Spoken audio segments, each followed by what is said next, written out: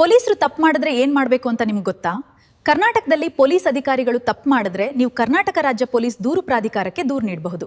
ಲಂಚ ಕೇಳಿದ್ರೆ, ಎಫ್ಐಆರ್ ದಾಖಲಿಸ್ತಿದ್ರೆ, ಸುಳ್ಳು ಕೇಸ್ ಹಾಕಿದ್ರೆ, ಅಧಿಕಾರ ದುರುಪಯೋಗ ಪಡಿಸ್ಕೊಂಡ್ರೆ ಇಂಥ ಸಂದರ್ಭದಲ್ಲಿ ಕರ್ನಾಟಕ ರಾಜ್ಯ ಪೊಲೀಸ್ ದೂರು ಪ್ರಾಧಿಕಾರಕ್ಕೆ ದೂರು ನೀಡಬಹುದು. ದೂರನ್ನ ನೀವು ಲಿಖಿತವಾಗಿ ನೀಡಬಹುದು, ಇಮೇಲ್ ಅಥವಾ ಪೋಸ್ಟ್ ಮೂಲಕವೂ ಕಳುಹಿಸಬಹುದು. ನಿಮ್ಮ ದೂರಿನಲ್ಲಿ ನಿಮ್ಮ ಹೆಸರು, ಘಟನೆಯ ವಿವರ, ದಿನಾಂಕ ಮತ್ತು ಸಾಧ್ಯವಾದರೆ ಸಾಕ್ಷ್ಯಗಳನ್ನು ಲಗತ್ತಿಸಿ.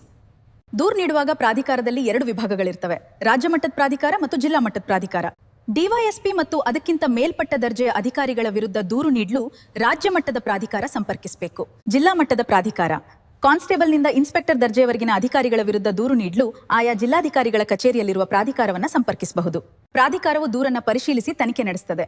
ತಪ್ಪು ಸಾಬೀತಾದರೆ ಆ ಅಧಿಕಾರಿಯ ವಿರುದ್ಧ ಶಿಸ್ತು ಕ್ರಮ ಜರುಗಿಸಲು ಸರ್ಕಾರಕ್ಕೆ ಶಿಫಾರಸು ಮಾಡುತ್ತದೆ.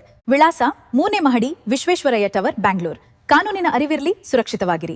ಇಂಥ ಹೆಚ್ಚಿನ ಮಾಹಿತಿಗಾಗಿ AMA ಚಾನೆಲ್ನ ಸಬ್ಸ್ಕ್ರೈಬ್ ಮಾಡಿ, ಫಾಲೋ ಮಾಡಿ.